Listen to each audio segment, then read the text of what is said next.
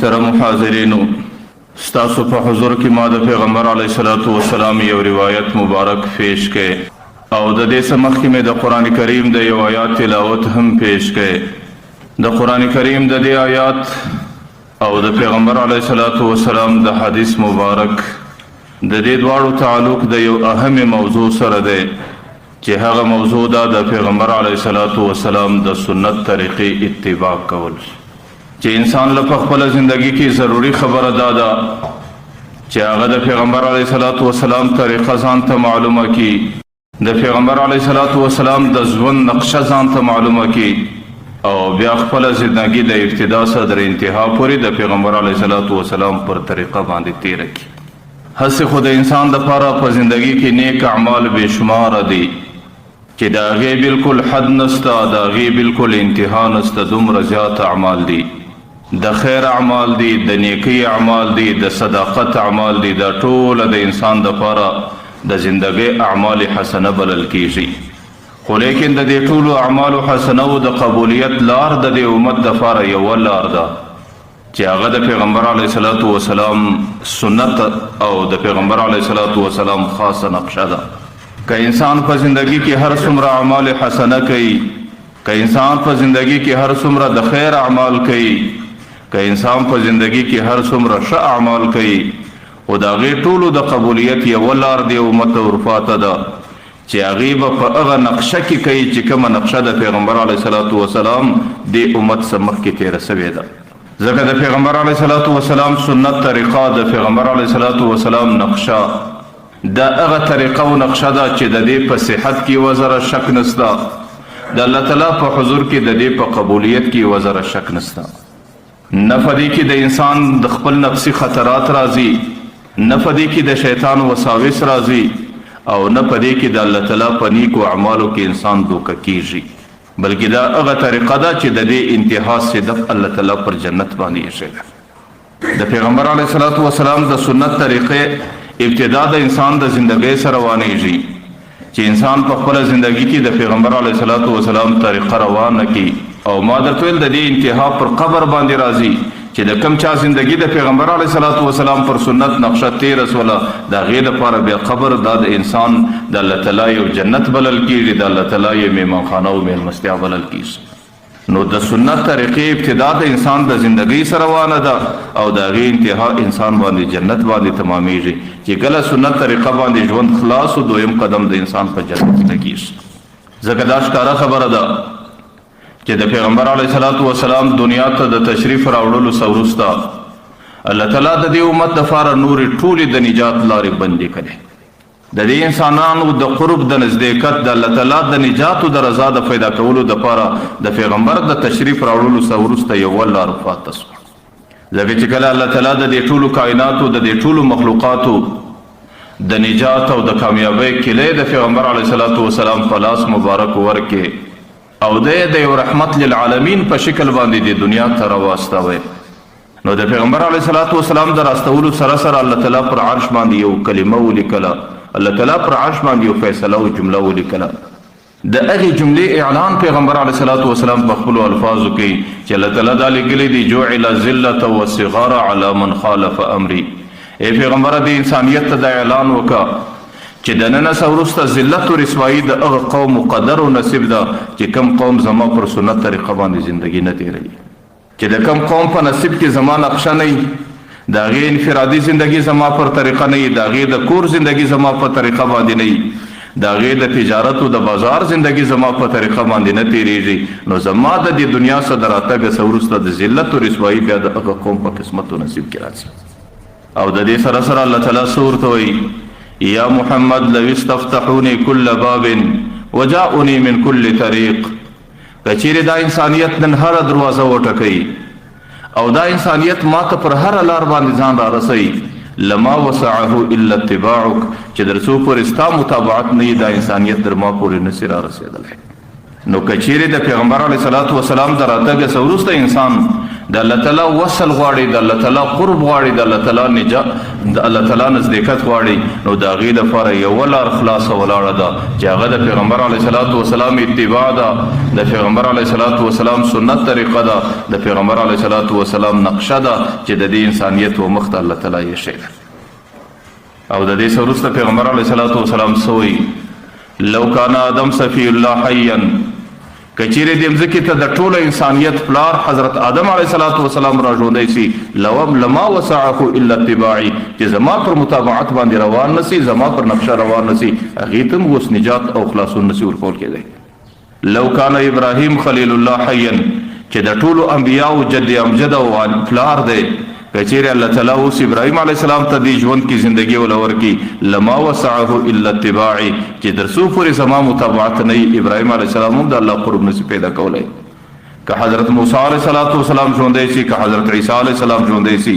چې څومره اولو العزم پیغمبران دي، پیغمبر علیه السلام وایي که زما د راتګه څه وروسته دې ټولو ته الله تعالی ژوند ولا ورکړي چې کله زندگی زما پر نقشه باندې تېره نه کړي، در هغې وخته پورې د الله تعالی قرب، د الله تعالی نزدېکت او د الله تعالی یو ځایوالی او معیت د دې نصیب په نصیب کېدلی.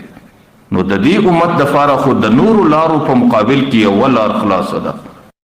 که نجات غواړي، که قرب غواړي، که وصل الی الله غواړي، د الله تعالی نزدېکت غواړي، د هغې دپاره یوه طریقه ده چې د پیغمبر سنت دی. بس د پیغمبر علیه الصلاۃ والسلام د سنت طریقې څخه بغیر نورې ټولې لارې د دې امت دپاره د الله تعالی و طرف ته د تللو او الله ته د ځان رسولو دا بندې پاته سوې. دې امت کې حضرت مجدد الفسانی رحمه الله تیر سوی دی. تاسو مختصر د هغې قول ږدم، د هغې څه به دا معلومه سي چې د پیغمبر علیه الصلاۃ والسلام امت کې د پیغمبر علیه السلام سنت څومره اهمیت لري. که هر څومره عبادات دي، که هر څومره وظایف دي، که هر څومره اوراد دي، که هر څومره مشقتونه او مجاهدې دي، د هغې ټولو حاصل هغه د پیغمبر علیه الصلاۃ والسلام سنت. حضرت مجدد الفسانی رحمه الله ته الله تعالی په دې امت کې ډېر لوی حیثیت ورکوي او د خپلې صدۍ مجدد و چې د خپلې صدۍ په دور کې د ده غوندې انسان د مځکې پر مخ باندې نه و. د خپل کتاب لیکلی دی مکتوبات امام ربانی، په هغې مکتوباتو کې د په خپل لاس باندې یو څه خطونه لیکلي دي، یو څه وصیتونه یې لیکلي دي. حضرت مجدد الفسانی رحمه الله په خپلو مکتوباتو کې یو وصیت لیکلی دی. هغه وایي چې کله مور و پلار ماته د دین په خاطر باندې تلقین راکړي چې بچې زموږ د طرفه پر دین باندې وقفې، ورسه د دین زده کړه وکړه.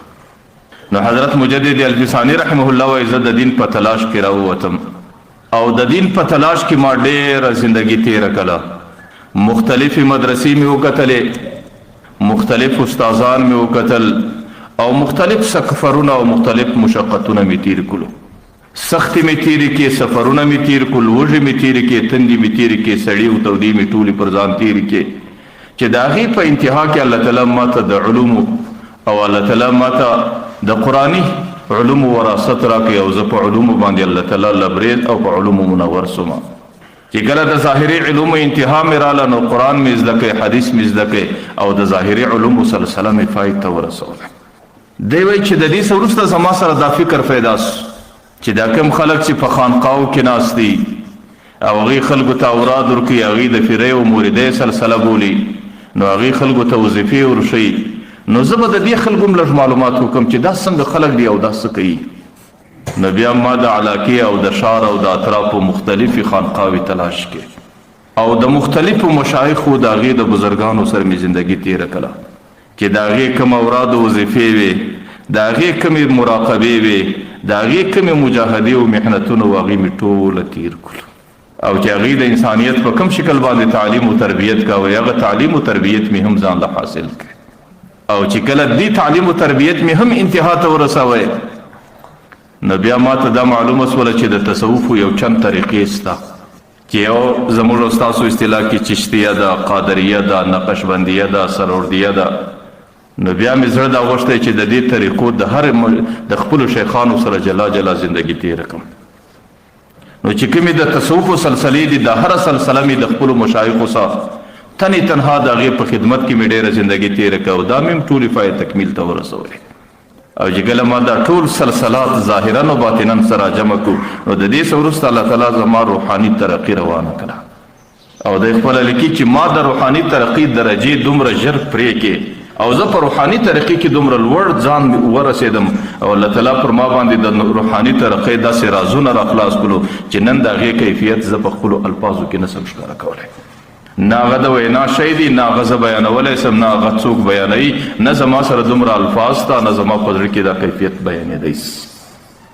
د مبارک لیکلی دی چې دا خبره پر دې ځای باندې بس نه وه، تر دې حده ماته الله تعالی روحاني طریقې راکړله چې پیغمبر علیه صلات وسلام په روحاني شکل په خپله ماته خلعت او په خپله ماته چفنه او په خپله ماته هغه اجازت را په نصیب کړي چې د پیغمبر په مبارکو لاسو باندې ماته راواغوستل سو. حالانکه د ده زمانه د پیغمبر علیه صلات وسلام څخه 1000 کاله وروسته. او پر دې باندې هم بس نه وه چې ما کله د الله تعالی په علومو معارفو کې قدم واخیستی چې دې کې زه کومو مقاماتو ته الله تعالی ورسولم او کوم د مقاماتو سیر الله تعالی را باندې وکړی، نو که زه نن د دې ظاهري علماو مخ ته خپل کیفیت کښېږدم نو هغوی به په اول قدم کې پر ما باندې د کفر فتوا وکړي، او که هغه نه نو پر ما باندې به د زندیق فتوا وکړي، او دستي به زما د مرګ فتوا صادره کړي او ما به په کاڼو په ډبرو باندې سنګسار کړي. لیکن دا یو کیفیت دی، یو مقام دی چې الله تعالی ماته راکړی و، نو زه په هېڅ شکل د هغې مقام څخه انکاري کېدی نه سم او نه زه هغه مقام د چا و مخ ته ښکاره کولی سم. دی مبارک لیکي چې څومره ظاهري علوم مې تمام کړو او چې څومره مې په باطني علومو په تصوف و طریقت کې زندګي تېره کړله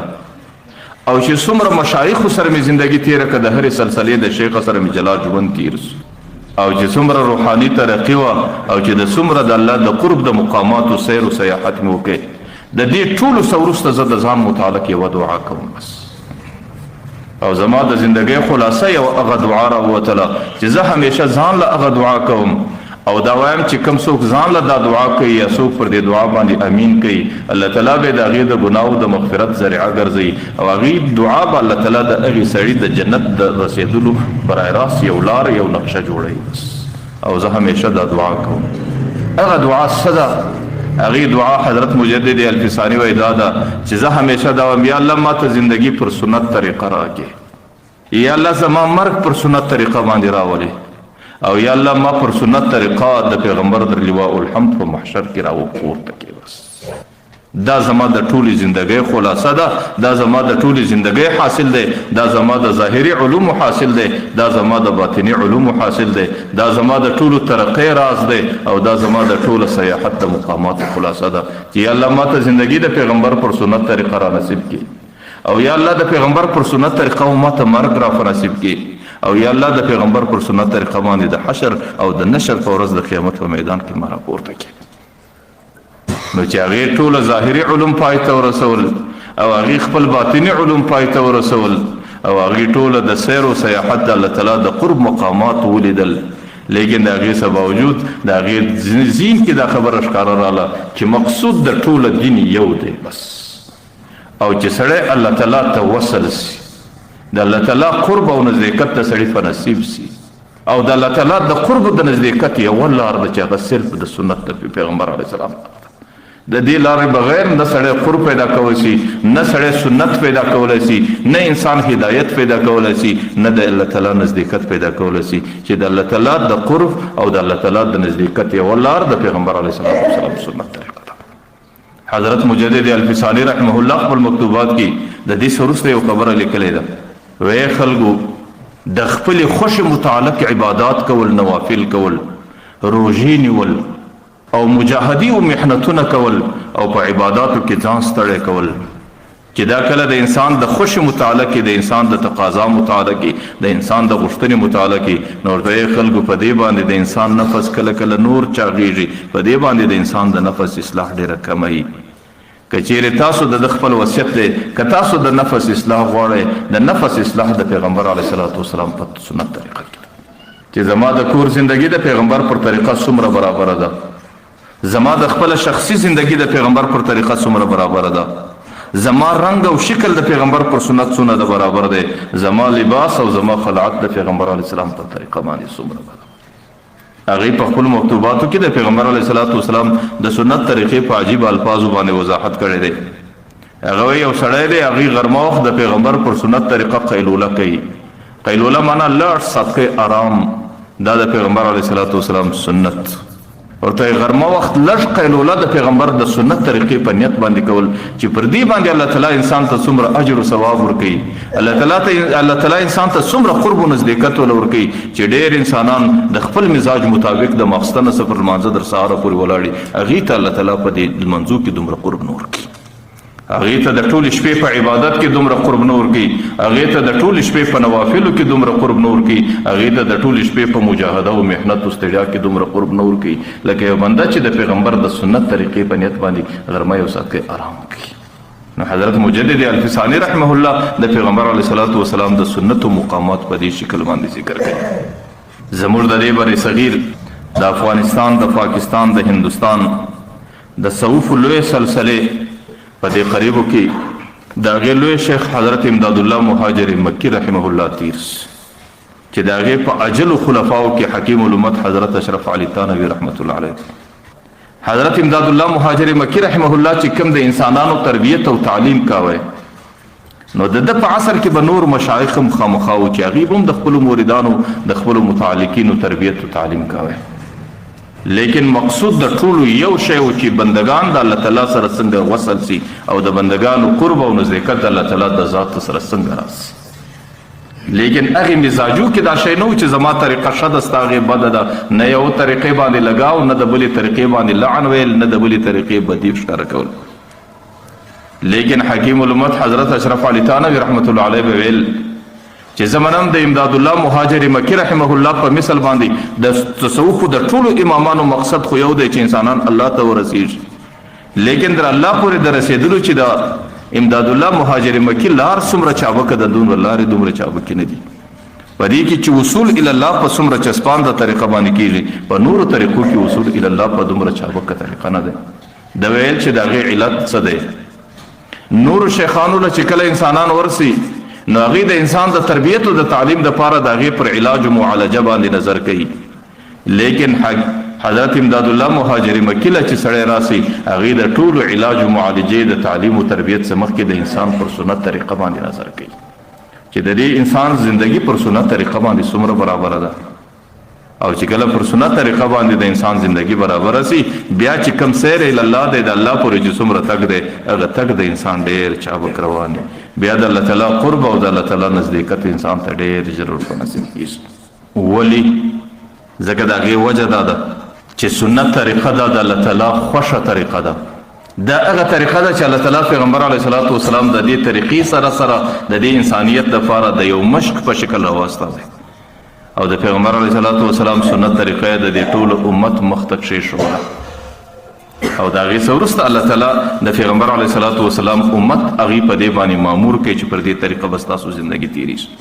تاسو به څه کوئ؟ تاسو به د خپل نبي اتباع کوئ، تاسو به د خپل نبي نقل کوئ، او تاسو به د خپل نبي نقشه خپلوئ بس.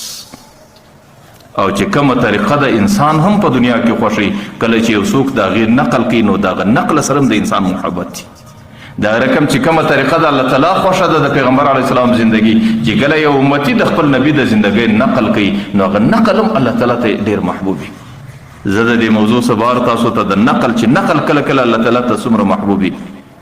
زه د نقل یو واقعه تاسو ته پیښوم. د پیغمبر علیه الصلاة والسلام زمانه ده، د صحابه کرامو مخ ته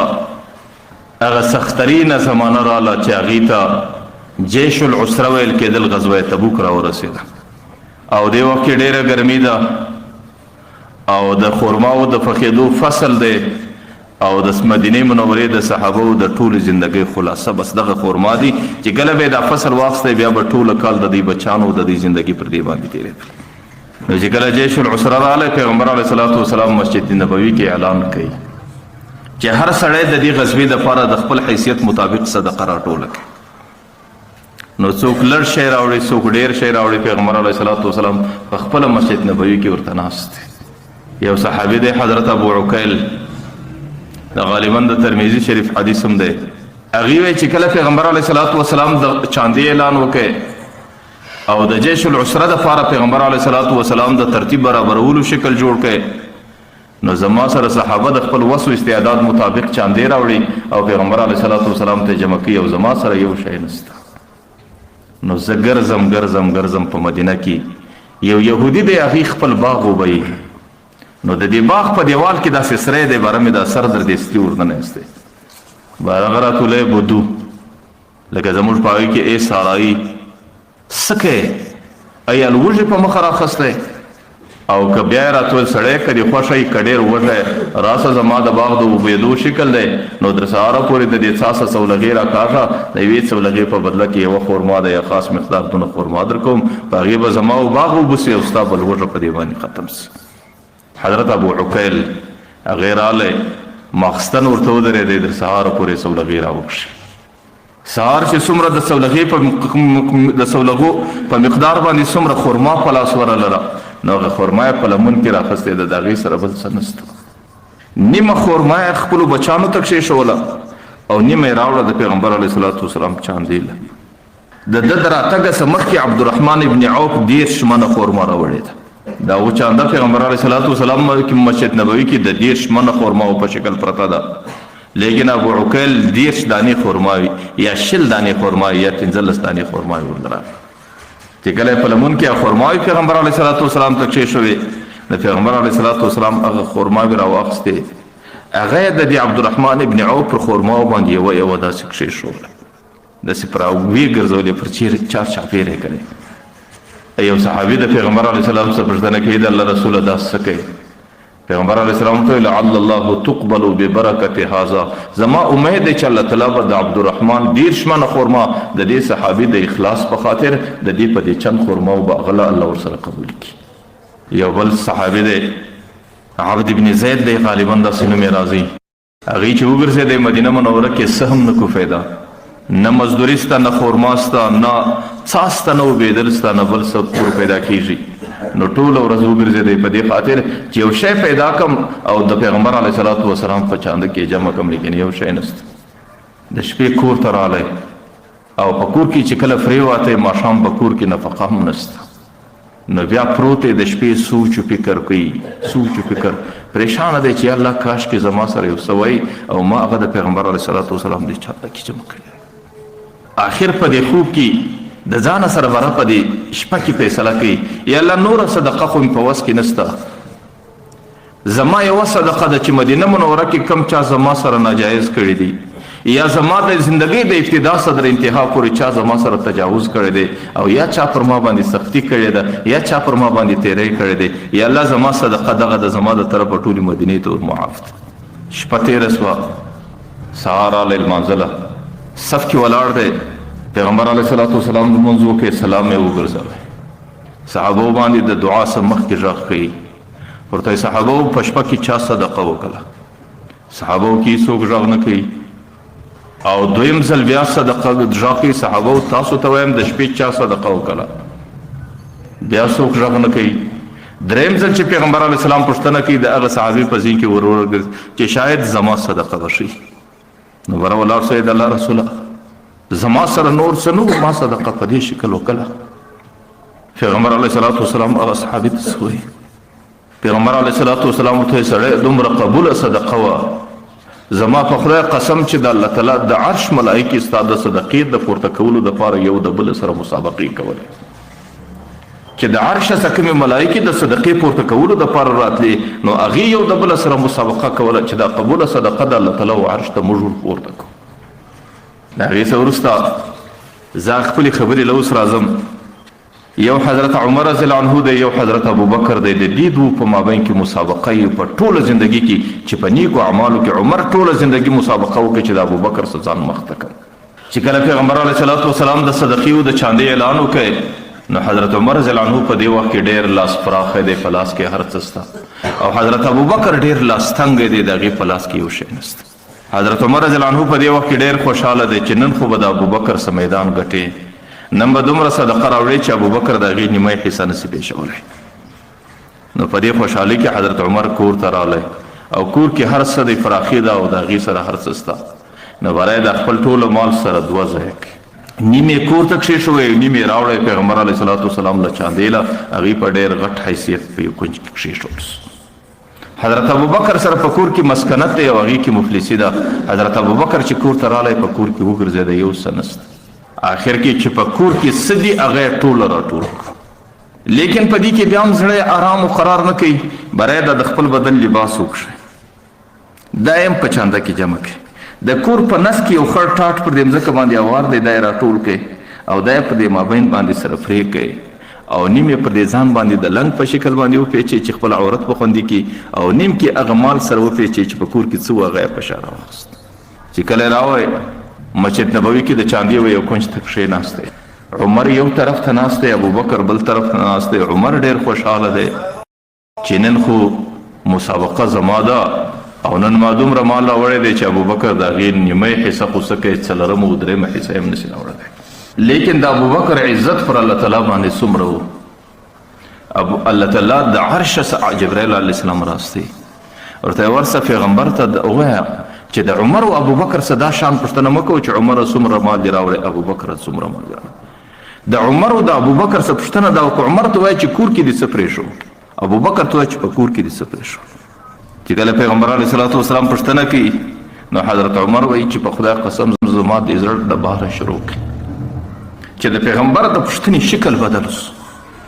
چې د ابوبکر د عزت د حفاظت لپاره الله تعالی غیبي نظام په جوش کې راوستل دی پیغمبر علیه الصلاة والسلام ابوبکر ته عمر ته وایي عمر کور کې دې څه پرې شو او ورته د الله رسوله چې په کور کې مې څه وو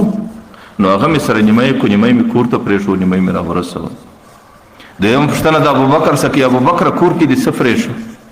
نو هغه ورته د الله رسوله بس ترکت الله او رسوله الله او د الله رسول مې کور کې پرې شو چې څه مې په کور کې وو هغه ټول ستا حضور کې حاضر دي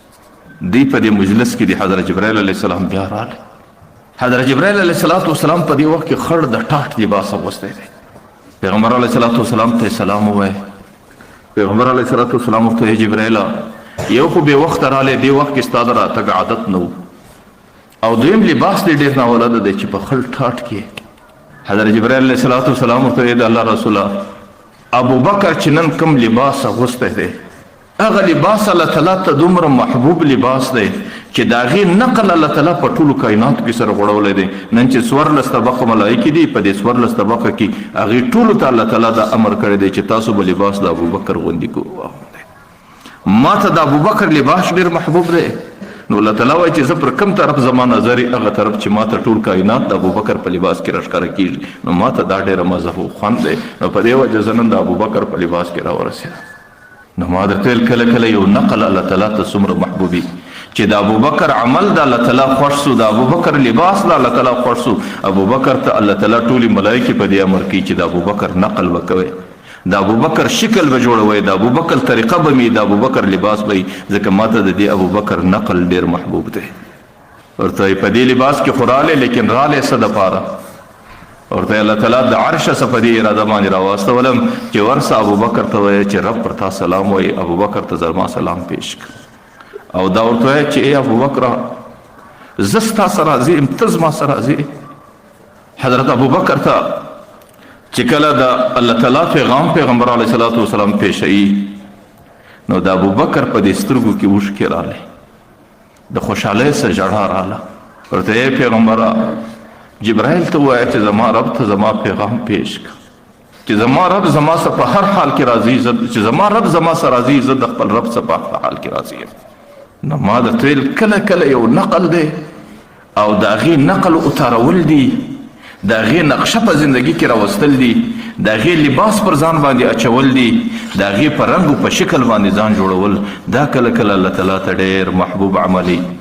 نو د پیغمبر علیه الصلاة والسلام سنت طریقه څه ده چونکې دا هغه آسماني طریقه ده چې الله تعالی د دې امت دپاره نقشه راستولې ده او دا ډېره محبوبه طریقه ده د هغې مشق الله تعالی د پیغمبر په زندګي باندې وکړي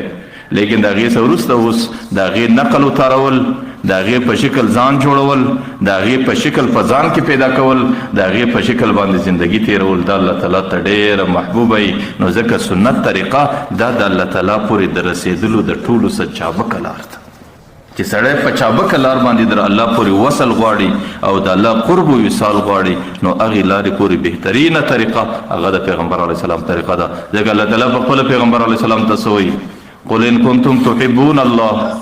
اے پیغمبره دې امت ته وایه چې که تاسو زما سره محبت کول غواړئ نو زما د محبت لار یوه ده چې فتبعوني زما ورته اتباع وکړئ الله تعالی پیغمبر ته وایي پیغمبره دې قوم ته ووایه دې امت ته ووایه د انسانیت ته ووایه کچیر زما د رب اطاعت غواړي زما د رب د اطاعت یو لار د چې فتبعوني زما زندگی خپل کړئ. کچیر تاسو زما زندگی خپل کړئ نو يحببكم الله، الله تعالی بس تاسو سره دستی محبت روان کی، الله تعالی به تاسو ته قرب در په نصیب کی او تاسو به وصول او رسیدل دستی د الله تعالی در ذات پورې وس. نو ځکه دی امت کی د وصول لار، د قرب لار، د نزدېکت لار، د نجات لار هغه د ټول امت یو لار ورپاته ده بس چې هغه د پیغمبر علیه الصلاۃ والسلام نقشه ده. کله پیغمبر پر نقشه باندې زندگی نو وصول په ډېر تلوار باندې د الله تعالی ذات ته سړی ځان رسوي شي، او کله پیغمبر علیه الصلاۃ والسلام د سنت طریقې مخالفت خدا نه خاصه د انسان په زندگی کې راسي، بیا خو که د زندگی ټول عبادات، د زندگی ټول طرقي، د زندگی ټول مجاهدې او محنتونه سړی سره یو ځای کی لا هم سړی د پیغمبر علیه الصلاۃ والسلام د سنت طریقې ځای نشي رسولی پیدا کولی. ځکه پیغمبر علیه الصلاۃ والسلام په خپل فرمان دی. پیغمبر علیه الصلاۃ والسلام سوی هغه د کوم حد پورې زی هغه وی ترکتو فیکم امرین، انسانیت تاسو کې ما دوه شی پرېښول، زما څخه وروسته به دوه شی ستاسو د پر راهنمایي کوي، ستاسو رهبر وي، کتاب الله و عترتی، کتاب الله و سنتي. یو روایت کې راځي یو قرآن کریم دی یو زما سنت دی. بس ان تمسکتم بهما، که تاسو زما په سنت طریقه منګولي ولګوي او په قرآن کریم باندې منګولي ولګوي او هغې د زندګۍ سلیرې نه کوي نو لن تضلوا ابدا، هیڅ کله تاسو ګمران کېدلی نشئ. که دې امت کې پر تاسو باندې ګمراهي راتله او دې امت کې پر تاسو باندې فساد راتلی او دې امت کې ستاسو په زندګۍ کې کمزوري راتله، دا به هلته راځي چې تاسو به زما د کتاب سره مخ واړوئ، تاسو به زما د سنت طریقې سره مخ واړوئ. ځکه یو حدیث پیغمبر علیه الصلاۃ والسلام در دې حده پورې چې کوم څوک زما سنت پر ځای کوي نو هغې زما سره محبت کوي، زما طریقه یې خوښه ده،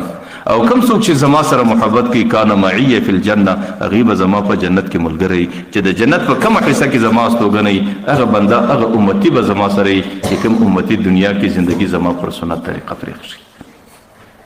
او پیغمبر علیه الصلاۃ والسلام من تمسک بسنتي، کچیر زما دی امت باندې فساد رالی، معاشره ګډوډه سوه او معاشره خراب اسوله او معاشره کې د دین مخالفت، د پیغمبر علیه السلام د طریقو مخالفت رالی، او دی وخت کې یو بنده را ولاړ شو هغې زما سنت ټینګ کوي، که قوم خوا به دی که قبیل خوا، که زه په ملګرو کې ښه ایسېږم، که زه په ملګرو کې که زما زندگی کښته ځي که زما زندگی پورته ځي، خو زما د محبوب سنت دی، زه دې سنت ته هېڅ کله لاس نسم ورله کولی، زه دا سنت په دې خپل زړه پورې نسم. پیغمبر علیه السلام وایي من تمسک بسنتي عند فساد امتي، چې زما امت کې فساد رالی یو سړي زما په سنتو پورې منګولي ولګولې، د دې یو سنت بدله فله اجر 100 شهیدین، الله تعالی د 100 شهیدانو ثواب ورکړي. غالبا د مشکات شریف حدیث دی چې کله امت باندې خرابي راله او امت کې فساد رالی، یو بنده د دې فساد مخنیوی په سنت طریقه باندې کوي، یاره زما د پیغمبر سنت په دې مسله کې ماته دا راپاته دی، نو بیا الله تعالی پر دې سنت باندې بنده ته دومره ثواب ورکوي. لکه امام مالک رحمه الله لیکلي دي چې کله په زمانه کې فتنه راله، فساد رالی، بیا خو د پیغمبر سنت دا د طوفان نوح، بیا خو دا کشتی نوح ده. لکه د نوح علیه الصلاۃ والسلام په زمانه کې هغه د مځکې ټوله سر اوبه ونیوی، نو ورته د نجات یوه لار و چې د نوح علیه السلام کښتۍ وه. بس چې کوم څوک کښتۍ ته وخاتي هغې نجات پیدا کوي، چې کوم څوک د کښتۍ څخه پاته سو هغه ته بس. د هغه رقم چې زما په د امت کې فساد رالی، بې حیایي زیاته سوه، قتلونه زیات سو، زناګانې زیاتې سوې، نافرماني زیاته سوه، بیا په دې وخت کې د نجات یوه لار ده د خپل نبي سنت.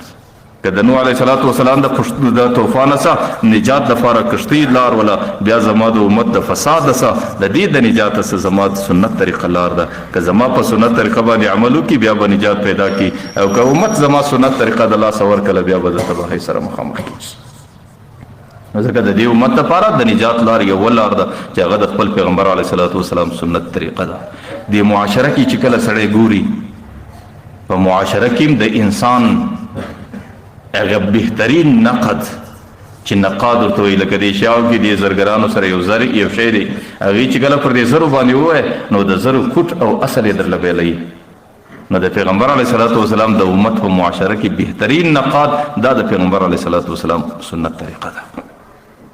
که یو سړی د پیغمبر علیه الصلاۃ والسلام پر سنت طریقه باندې برابري، په دې باندې پوه سه چې د دې اعمال الله تعالی تقبل اعمال دي. که یو سړی د پیغمبر علیه الصلاۃ والسلام پر سنت طریقه باندې برابر نه وي، په دې باندې پوه سه چې د دې زندگی تباه ده، د دې زندگی برباد. هغه زموږ استاد خو به تر دې حده پورې ویل که چیرې یو سړی په هوا باندې رالوتی او وزر یې کړي او د ولایت او د کرامت پر طریقه باندې لا به هم ورته ګورې چې د پیغمبر طریقه ده که نه ده کې د زندگی اطوار د پیغمبر پر طریقه باندې او بیا صاحب ولایت او کرامت دی او که چیرې د زندگی د پیغمبر پر سنت طریقه باندې نه ولا بیا به دا ورته وایي چې دا جادو دی او دا شیطان دی په جادو باندې ځان دې حال ته رسولی دی پر دې باندې بیا سړی د ولایت او د کرامت اطلاق نه شي کولی ځکه زندگی کې نجات یوه طریقه فاته ده د پیغمبر علیه صلات وسلام ځکه د دې امت دپاره نجات دغه یوه لار ده سنت طریقه د دې امت دپاره هم کرامت دی سنت طریقه د دې امت دپاره هم ولایت دی او سنت طریقه باندې زندگی کول د پیغمبر علیه صلات وسلام په امت دپاره بهترین عبادت دی لکه زه تاسو ته وایم حضرت شیخ عبدالقادر جیلانی رحمه الله د دې څه مخکې حضرت جنید بغدادي رحمه الله سره یو مرید زندگی تیره کړه چې کله 10 کاله زندگی ورسره تیره کړه د 10 کاله بعد ورته حضرت زما عمر دې رضایي کوي ما ته اجازت راکړه حضرت جنید بغدادي رحمه الله ورته عمر دې څنګه ځایس ورته حضرت ډېر د لرې وطنو سره علم او د ډېرو سترو سره علم او ستا پر نامه باندې رالم او 10 کاله مې په دې انتظار در سره تیر کولو چې زه به د ده څه یو کرامت ووینم یو کشف به ځینې ووینم یو د ولایت نښانه به ځینې ووینم لیکن 10 کاله مې در سره تیر کړو نه مې کرامت ولیدی نه مې ولایت ولیدی نه مې یو کشف ولیدی نو ځکه زما زندگی ضایع سوه نورو ما ته اجازت راکړه حضرت جنید بغدادي رحمه الله هغه سړي ته وایي بچې دا 10 کاله دې زما زندگی څنګه ولیدله او ورته حضرت چې څنګه وله هغسې مې ولیدل ورته په 10 کاله کې بچې زما د زندگی کې یو کنج دې داسې پیدا کړی چې زما په زندگی کې د سنتو مخالفت هغه ورته وایي نه ورته بچې د دې څه لوی کرامت د مځکې پر مخ باندې بل نشي کېدی چې 10 کاله زندگی زما د پیغمبر پر سنت تېره سوه او په 10 کاله زندگی کې زما سره د پیغمبر د سنتو مخالفت تا نه ولیدی بچې د مځکې پر مخ در دې نه لوی کرامت کېدی سي نه در دې لوی ولایت کېدی سي نه در دې لوی کشف کېدی سي او نه در دې د خدای و دربار ته قرب کېدی سي نور ستا مرضا ده بس زه پر دې باندې د الله حمد وایم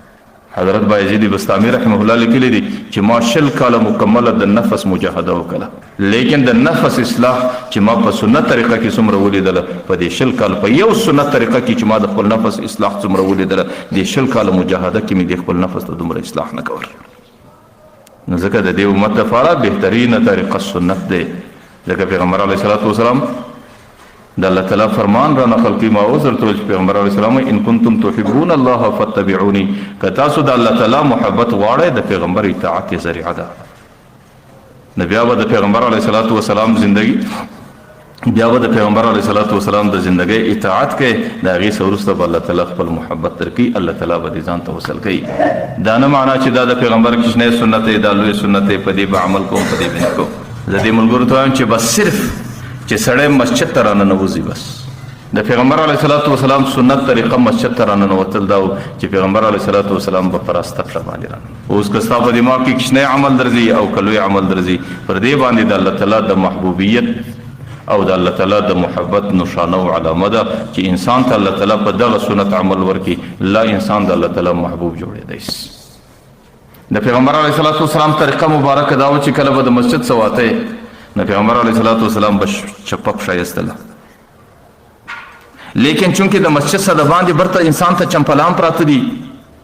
او هلته بیا د پیغمبر علیه الصلاة والسلام طریقه دا ده چې برته به پښه به بیا برته په راسته چمبل نه باسې مخکې راسته پښه به په چوټه باندې ایږدي نو زموږ اکابرو به دا کول د دې دواړو سنتو جمع کېدل به سړی څنګه کوي چې هم د مسجد څخه په چپه پښه باندې ووځي او هلته چپلکه برته راسته پښه په ټکي نو هغوی به اول چپه پښه ایستله هغه به یې پر چپلکه سربیره کښېښو دویم به یې راسته پښه وایستله هغه به یې په چوټه کې دننه کښېښوله د هغې څه وروسته به یې بیا چپه پښه په چوټه کې واچوله نو بیا به په هغه سنت باندې هم عمل رالی چې سړی د مسجد څخه په چپه پښه وځي او په هغه سنت باندې به هم عمل رالی چې سړی هغې په چمپلانو کې اولنۍ راسته پښه نه باسي مسجد خو ډېر مکرم و محترم ځای دی چې سړی بیت الخلا ته ورځي د بولو ځای ته ورځي د پیغمبر علیه الصلاة والسلام طریقه دا وله چې هغې به اول چپه پښه دننه کوله اوس د بولو ځای ته چپه پښه باندې ورننوتل په دې نیت باندې چې دا زما د محبوب صلی الله علیه وسلم طریقه ده زه په دې وجه په دې عمل کوم که څه هغه ځای ګنده دی هغه ځای خراب دی هغه ځای د نجاستو د خرافاتو ځای دی لیکن د هغې باوجود پر دغه ځای باندې په دغه عمل الله تعالی انسان خپل محبت ورکوي الله تعالی د ځان محبوب جوړوي حضرت مولانا یحیی رحمت الله علیه خدای لیکلی د دې حد پورې چې سړی کله د بولو پر ځای باندې کښینی او د بولو فناسته کې د پیغمبر علیه الصلاۃ والسلام خپله طریقه ده چې لاس مبارک به چپه لاس دلته ایښوی او د بدن ډیر زور به پر چپه پښه باندې کوی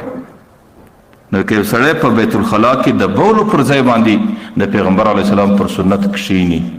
طریقه باندې کښینی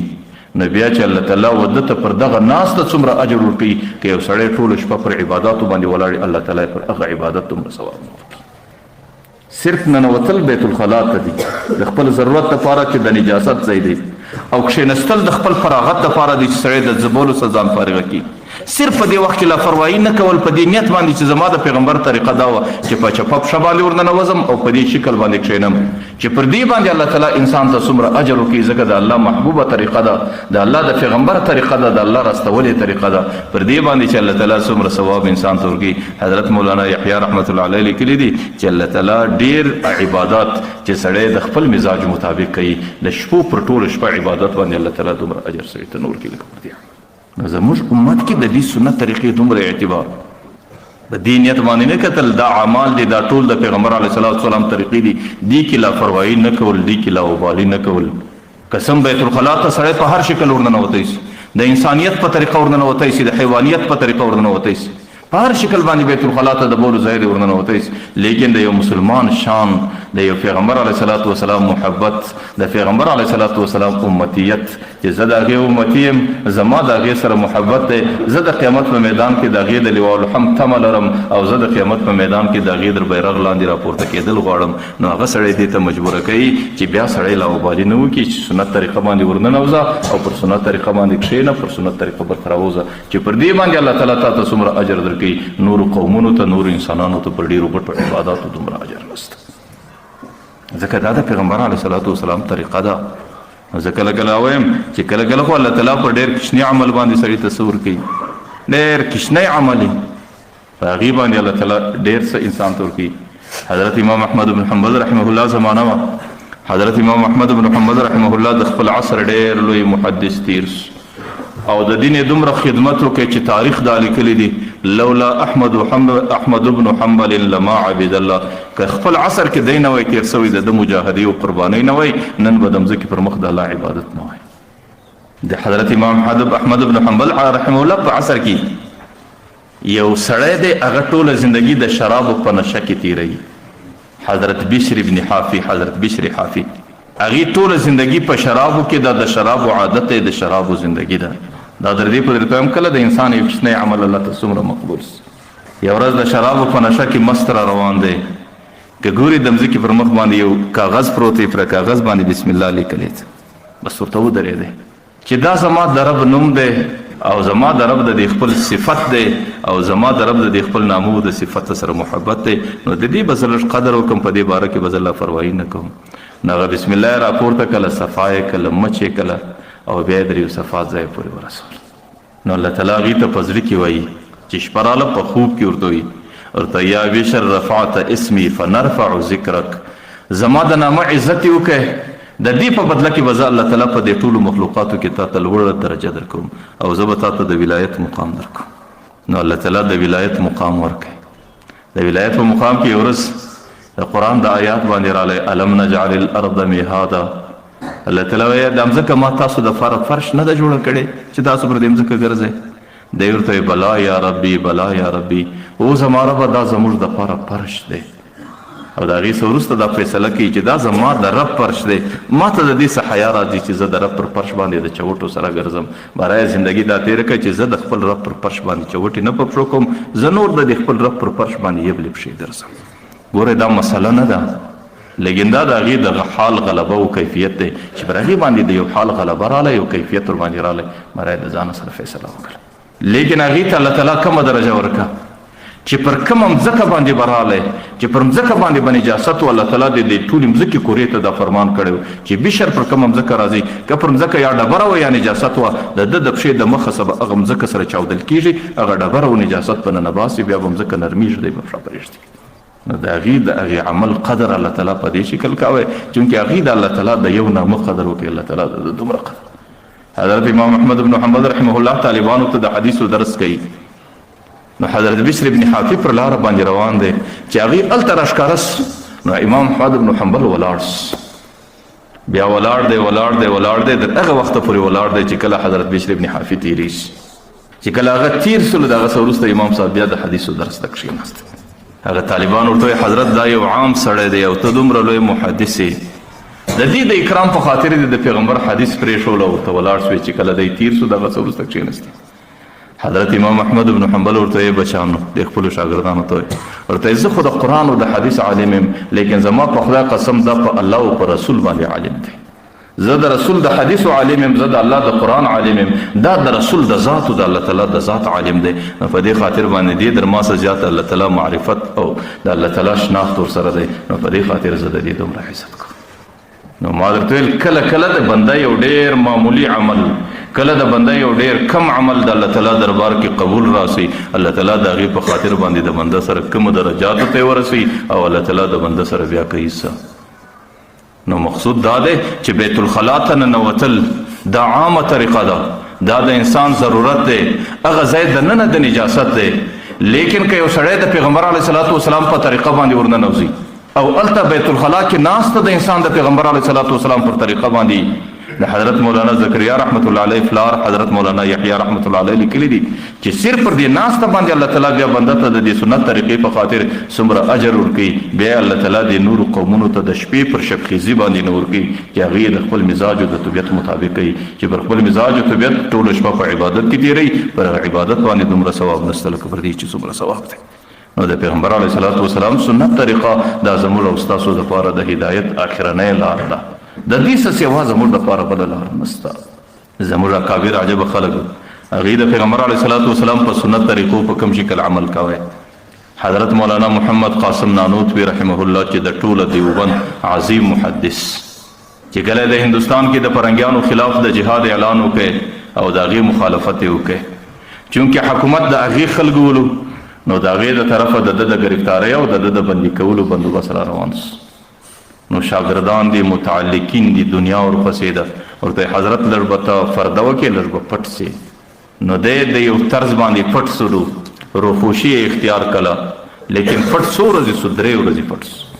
د هغې څه وروسته چې بیا راووتی چې شاګردانو هر څومره ځان پر ستړی کړی هغې بیا نه پټې دی یو چا پوښتنه چې وکړه چې ولې ما د پیغمبر علیه صلات وسلام سنت طریقه ده پیغمبر علیه صلات وسلام په غار ثور کې 3 ورځې پټ سوی دی نو زه 3 ورځې پټ د پیغمبر علیه صلات وسلام د دې سنت طریقې په نیت باندې سوم اوس د دې څه وروسته زما دپاره نور ګنجایش نشته چې بیا زه پټېږم ځکه پیغمبر علیه صلات وسلام د خپلو مقابلینو سره نوره روپوشي نه ده اختیار کړې د هغې هر نظر د پیغمبر علیه صلات وسلام په سنت طریقه حضرت شیخ الهند رحمه الله هغې به همیشه د ماخستن د لمانځه څه وروسته 2 رکعت لمونځ په ناسته باندې کوی چې د ټولو عربو د عجم شیخ نو یو وخت شاګردان ورته ویل حضرت د ولاړې لمونځ ډېر ثواب لري د ناستې لمونځ لږ ثواب لري او ته دا 2 رکعته ولې همیشه په ثواب په ناسته باندې کوې نو ده ورته ویل چې ثواب پرېږدئ اجر یې پرېږدئ هر څه یې پرېږدئ زما د محبوب صلی الله علیه وسلم حالات کتابو کې دا راغلي دي چې هغې به کله ماخستن 2 رکعته لمونځ په ناسته باندې کوی زه د هغې د سنت پر ځای کولو په نیت باندې دا عمل کوم حضرت شیخ الهند رحمه الله ته سرکټ به د ډېره استعمالوله د ده په حالاتو کې لیکلي چې د بدن باندې دانې راوختلې نو چا شاګردان ورته ویل چې حضرت سرکه پرېږده دا ستا دپاره مضره ده نو ده ورته ویل چې زما د محبوب صلی الله علیه وسلم خوښه چې وه هغه سرکه وه چې در مرګه پورې مې مرګ راځي زه د سرکې څه مخ نه سم اړولی په دې خبر چې د محبوب صلی الله علیه وسلم خوښ شوی و دارالعلوم دیوبند متعلق راځي وایي چې کله دا جوړه سوله نو د هغې چې کومه عمله وه هغې یو مجلس جوړ کړی چې دې کې ګلان لګوو دې کې پر کوم ځای باندې چمنۍ لګوو پر دې ځای باندې ګلان لګوو ځکه دې مدرسې او جامع ته ترقي وکړه چې کله حضرت حسین احمد مدني رحمه الله باندې راغله نو هغې به راورته ویل چې زما په نورو سره نه خلاصېږي دلته به د کیکر درخت ته ودروئ نو هغه شاګردانو به پوښتنه ځینې کوله چې حضرت د کیکر په درخته کې نه ګل سته نه میوه سته نه خوند سته په هغې د اصغي بغیر بل څه نسته او موږ دلته د حسن د دې دپاره لګو نو دې کې ته څه حکمت وینې د کیکر درخت دلته نو ده ورته ویل چې ما خو په حدیثو کې دا اورېدلي دي چې زما محبوب صلی الله علیه وسلم چې کله د صحابو سره په حدیبیه کې بیعت اخی نو هغه بیعت پیغمبر علیه صلات وسلام د کیکر در درخت لاندې اخیستی دی نو د هغې وخت څخه زما د کیکر د درختې سره محبت دی نو په دې خاطر زه دا وایم چې تاسو به دلته د کیکر درخت لګوئ نو مقصود مې دا دی چې کله د الله تعالی د طرفه پیغمبر علیه الصلاة والسلام د دنیا ته د یو رحمت په مخاطر باندې رامبعوث سو او د دې انسانیت لپاره د هدایت یو لار و نقشه سوه نو بیا د پیغمبر علیه الصلاة والسلام د سنت طریقې څخه سیوا نورې ټولې لارې بند دي. که انسان د الله تعالی وصل غواړي، که انسان د الله قرب غواړي، که انسان صراط مستقیم غواړي، که انسان د هدایت لار غواړي، هغه صرف او صرف د پیغمبر د سنت طریقې لار خلاصه ده. د دې څخه بغیر د سنتو په مخالفت کې نه څوک هدایت پیدا کولی شي، نه څوک صراط مستقیم پیدا کولی شي، نه څوک د جنت لار پیدا کولی شي، نه چاته الله تعالی خپل وصل و وصال نصیب کوي. نو زموږ او ستاسو د دې امت لپاره یوه لار خلاصه ده، هغه د پیغمبر علیه الصلاة والسلام سنت طریقه ده چې څومره د انسان زندگی پر پیغمبر علیه السلام پر سنت طریقه ای هغومره د الله تعالی وصل و وصال د انسان په نصیب کیږي. او چې څومره په زندگی کې د پیغمبر د سنتو سره د انسان جفایي او د هغې سره د انسان لرېوالی هغومره د الله تعالی د قربه سره د نزدېکته سره د هغې کم نصیبه لرېوالی په نصیب وي. الله تعالی دې زموږ او ستاسو زندگی د پیغمبر پر سنتو برابره کړي. الله دې دا څو خبرې قبولې وګرځي. واخر دعوانا